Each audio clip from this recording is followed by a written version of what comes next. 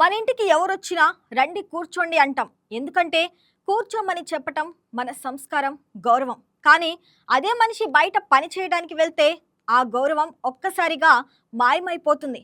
షోరూముల్లో, మాల్స్‌లో, దుకాణాల్లో పనిచేసే లక్షలాది మంది గంటల తరబడి నిలబడాల్సి ఉండాల్సిందే. పని లేకపోయినా నిలబడాలి, అలసిపోయినా నిలబడాలి, ఆరోగ్యం బాగోకపోయినా నిలబడాలి. కూర్చుంటే తప్పు చేసినట్టే. అసలు కూర్చోవడం అనేది ఒక సౌకర్యం కాదు, అది కాదనలేని హక్కు. ఆ హక్కు కోసం కేరళలో మహిళలు సంవత్సరాల తరబడి పోరాడాల్సి వచ్చింది. చివరకు అది చట్టమైంది. తమిళనాడు కూడా ఆ దారిలో నడిచింది. కానీ మిగతా రాష్ట్రాలు ఇంకా ఎందుకు మౌనం పాటిస్తున్నాయి? పని గంటలు పెంచడంలో ముందుంటే ప్రభుత్వాలు ఉద్యోగి హక్కును కాపాడటంలో ఎందుకు వెనకాడుతున్నాయి? ఇది కేవలం కూర్చోటం గురించి కాదు, ఇది మనిషి గౌరవంగా జీవించే హక్కు గురించి.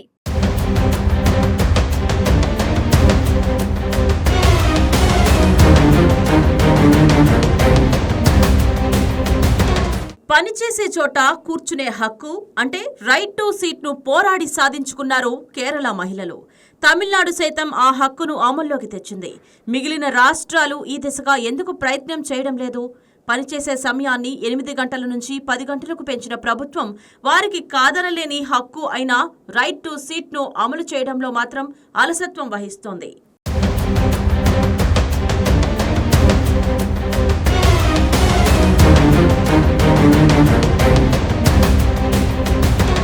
రండి కూర్చోండి అంటూ ఇంటికొచ్చిన బంధుమిత్రులకు మర్యాద చేయడం మన సాంప్రదాయం. కూర్చోవడం సౌకర్యం మాత్రమే కాదు, గౌరవం కూడా. నిలబెట్టి మాట్లాడటం అమర్యాదకర ప్రవర్తన కింద లెక్క. కానీ ఇంటి నుంచి బయటకు వెళ్లగానే ఈ లెక్క మారిపోతుంది. దుకాణాల్లో, షోరూంలలో, మాల్స్లో, కొన్ని ఫ్యాక్టరీల్లో పనిచేసే వ్యక్తులు కూర్చోకూడదు. పని లేకపోయినా సరే నిటారుగా నిలబడే ఉండాలి. గౌరవం కాదు కదా, కనీస సౌకర్యము వారికి లభించడం లేదు. రోజుకు దాదాపు 10 నుంచి 12 గంటలు దేశవ్యాప్తంగా కోట్ల మంది అలా నిలువు కాళ్ల మీద ఉద్యోగాలు చేస్తున్నారు.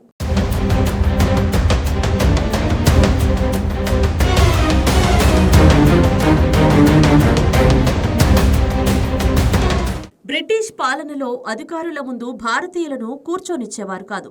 వాళ్ల దృష్టిలో ఆ అర్హత ఉన్న కొందరికి కుర్సీ నషీన్ అనే సర్టిఫికేట్ ఇచ్చేవారు. అది లేనివారు ఎంత గొప్పవారైనా ఏ కార్యాలయానికి వెళ్లినా నిలబడి ఉండాల్సిందే. ఆ అవమానపు సెగ స్వాతంత్ర ఉద్యమానికి ఆజ్యం పోసింది. ఇప్పుడు స్వతంత్ర దేశంలో అన్ని రంగాల్లోనూ అభివృద్ధి దిశగా పరుగులు పెడుతూ కూడా హీనమైన సంస్కృతిని కొనసాగించడం దారుణం.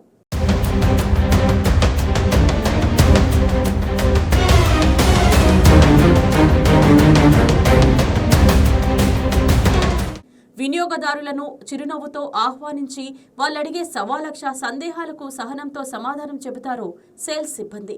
యజమానికి ఆదాయం పెంచే బాధ్యతాయుతమైన ఉద్యోగం చేసే ఆ ఉద్యోగులు గౌరవానికి, సౌకర్యానికి నోచుకోకపోగా స్త్రీ పురుషులన్న భేదం కూడా అమర్యాదకి, అనుమానపు చూపులకు గురవుతుంటారు. నిఘానేత్రాలు వారిని 100 కళ్లతో కనిపెడుతుంటాయి. కూర్చోవడం కాదు కదా, కనీసం గోడకు ఆనుకున్నా తప్పే. అందుకు జరిమానానో, శిక్షో అనుభవించక తప్పదు.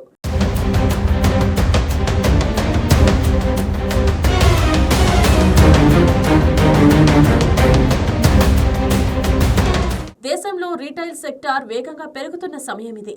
ఇన్వెస్ట్ ఇండియా అంచనా ప్రకారం 10% జీడీపీ, 8% ఉద్యోగాలు ఈ సెక్టార్లో ఉన్నాయి. ఇలా నిలబడి ఉద్యోగం చేస్తున్న దాదాపు 2.5 కోట్ల మంది సంక్షేమ బాధ్యత యజమాన్యాలది, ప్రభుత్వానిది. ప్రపంచ వ్యాప్తంగా ఇప్పుడు ఉన్న కార్మిక చట్టాలన్నీ ఎన్నో పోరాటాల ఫలితంగా వచ్చినవే. తగిన ప్రతిఫలంతో పాటు ఉద్యోగి గౌరవం బతికేలా చూడాలని అవన్నీ చెబుతున్నాయి. అందులో భాగంగా రైట్ టు సిట్ అనే చట్టాన్ని చాలా దేశాలు దశాబ్దాల క్రితమే చేశాయి. కూర్చోవడం సోమరితనం కాదు, హక్కు అని గుర్తించాయి.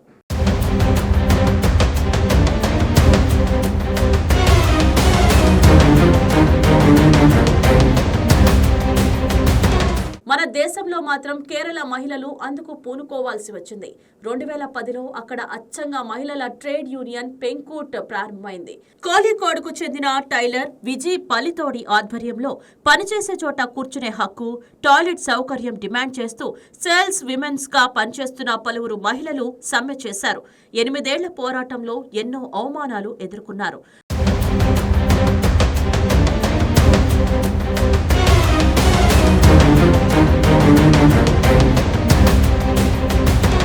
2018లో కేరళ ప్రభుత్వం శ్రామిక చట్టాలను మార్చింది.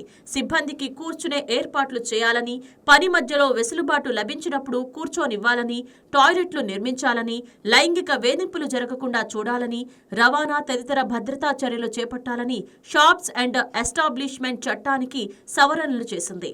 పురుషులు ఈ పోరాటంలో పాల్గొనకపోయినప్పటికీ ఆయా ఉద్యోగాల్లో ఉన్న పురుషులకు ఇప్పుడు ఈ హక్కులు వర్తిస్తున్నాయి. తర్వాత తమిళనాడులోనూ ఈ చట్టం చేశారు.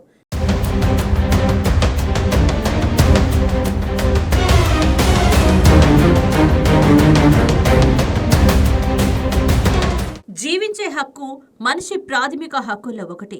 రైట్ టు హెల్త్ అంటే ఆరోగ్యంగా జీవించడం అందులో భాగమే. వ్యక్తి శరీర భాగానికి, శారీరక మానసిక శక్తికి శాశ్వతంగా కానీ తాత్కాలికంగా కానీ నష్టం కలిగించే, గాయపరిచే దాన్ని వినియోగానికి ఆటంకం కలిగించే ఏ చర్య అయినా ఆర్టికల్ 21కి భంగకరమైనదే. పనిచేసే చోట భద్రమైన వాతావరణం కల్పించడము ఆ హక్కు కిందకే వస్తుంది.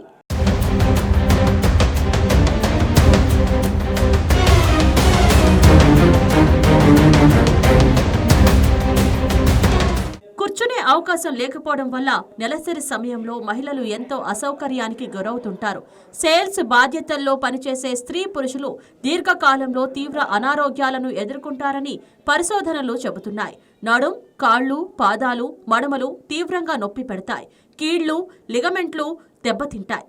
భుజం, బెడ, కండరాలు పట్టేసినట్లవుతాయి. డానిష్ శాస్త్రవేత్తలు చేసిన ఒక అధ్యయనం ప్రకారం నిలబడి ఉద్యోగం చేసేవారు వారికోన్స్ వెయిన్స్ కారణంగా ఆసుపత్రిలో చేరాల్సిన అవసరం ఎక్కువగా వస్తోంది. మరో అధ్యయనం కార్డియోవాస్కులర్ వ్యవస్థ మీద ఒత్తిడి పెరుగుతోందని చెబుతోంది. దీనివల్ల మెదడుకు రక్త సరఫరా బాగా తగ్గిపోతే మెడికల్ ఎమర్జెన్సీ పరిస్థితి తలెత్తుతుంది.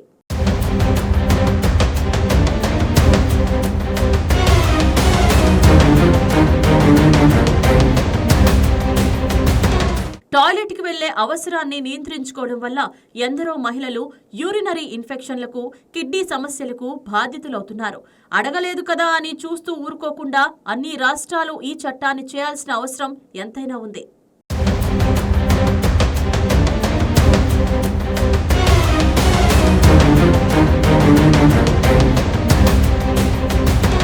రోజంతా నిలబడి ఉండే ఆ చిరునవ్వు వెనుక ఎంత నొప్పి దాగి ఉందో మనం చూడలేకపోతున్నాం. కస్టమర్ కోసం నవ్వే ఆ ఉద్యోగి తన నొప్పిని మాత్రం దాచుకుంటూనే ఉంటాడు. కూర్చొనివ్వటం వల్ల పనితీరు తగ్గదు, కానీ కూర్చొనివ్వకపోవటం వల్ల ఆరోగ్యం మాత్రం క్షీణిస్తుంది. రైట్ టు సిట్ అనేది చిన్న విషయం కాదు. అది ఒక మనిషి గౌరవం, ఆరోగ్యం, జీవన నాణ్యతతో సంబంధం ఉన్న హక్కు. కేరళ, తమిళనాడు చూపించిన మార్గాన్ని మిగతా రాష్ట్రాలు అనుసరిస్తాయా, లేక ఇంకా పోరాటాలే మార్గమా? మార్పు రావాలి. ఎందుకంటే నిలబడటం వారి పని కావచ్చు, కానీ కూర్చోవటం వారి హక్కు.